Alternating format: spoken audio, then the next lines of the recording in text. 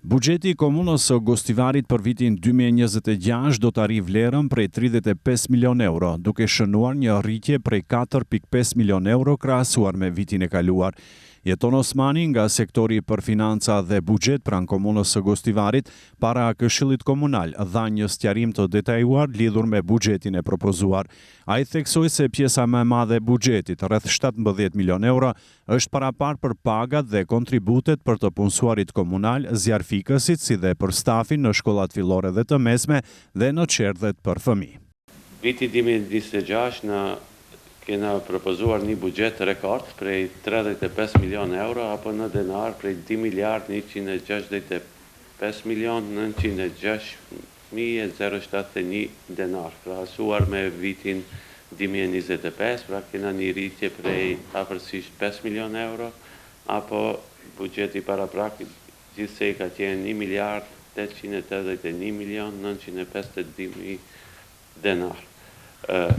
Buxhetet pra i ndajmë në disa pjesë, buxhet ky është buxheti i konsoliduar, pra buxheti vetanak i komunës përbën gjithsej të hira prej 954 milion 898.273 denar. Buxheti i vetë financimit, këtu bëjmë pjesë vetë financimi i shkollave fillore, të mesme dhe çerdheve, ka një buxhet, një planifikim të hirash prej 37 milion 794.000 denar. Buxheti i dotacioneve është buxheti i transfereve të Ministrisë Arsimit, Ministrisë për Punë dhe Politikë Sociale dhe Ministrisë së Mbrojtjes për shkollat fillore të mesme, çerdhet edhe njësinë territoriale kundër zjarrit.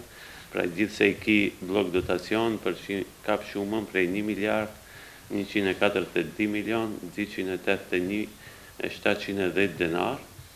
Buxheti i donacioneve apo granteve kap shumën prej 30 milion denar, 31 milion denar.